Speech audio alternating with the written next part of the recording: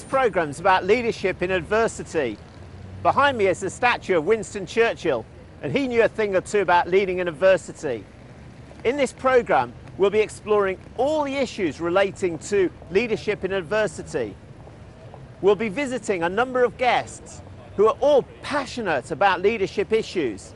We'll then be going to the Lake District to a leadership training centre to discuss the issues surrounding leadership in adversity in greater detail.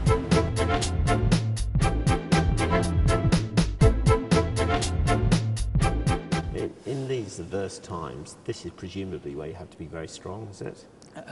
It is, and I think you have to remain absolutely calm in sometimes extremely difficult circumstances. And I can remember in the Gulf when we believed there was a missile attack coming down the Gulf at the task group.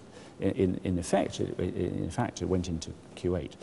But we really believed that we were under attack at that stage. We went to action stations, and I could see this very junior ops room crew, clenching because they thought this was it.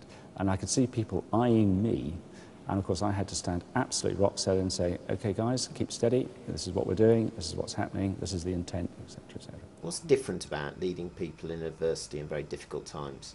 That's almost a gift, and you have to be gifted. You have to be gifted with great patience, great understanding, and like I said, if you're not the person that has got these fantastic people skills, then make sure that the next person that you're employing is somebody who's going to work alongside you that has got that great gift. Interdependence. So one of the important things to do in leadership in adversity is to first provide the sense of containment and security for the dependency, and then, as it were, give a certain amount gradually of the authority back to people to cope with what they have to cope with in their role.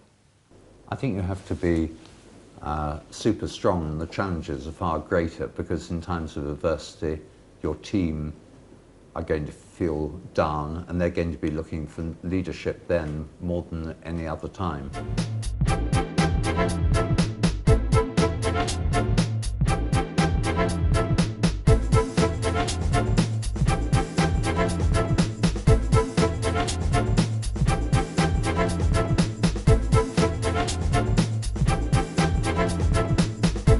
On the programme today, I have 3 guests and a cartoonist.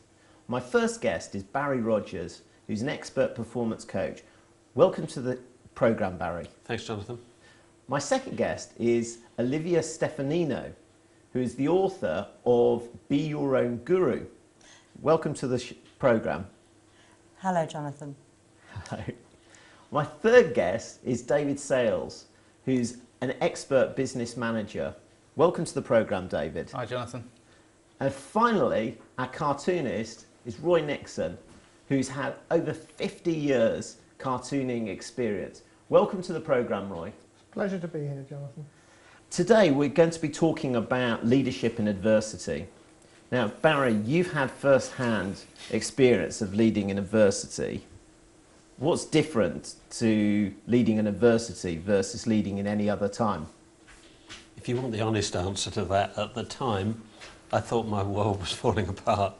And I suppose my main concern was that coming into the office one morning and 4 people coming in and putting their notice on my table didn't exactly leave me feeling really good about myself.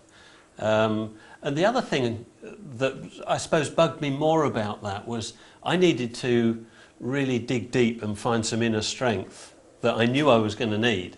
And I was relatively inexperienced at that time as well, and I needed the support of my managing director, which I got.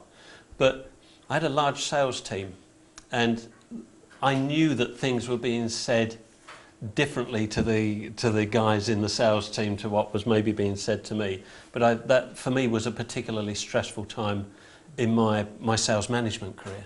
Absenteeism figures have improved enormously since we employed a former matron. Yeah, thank you very much for that.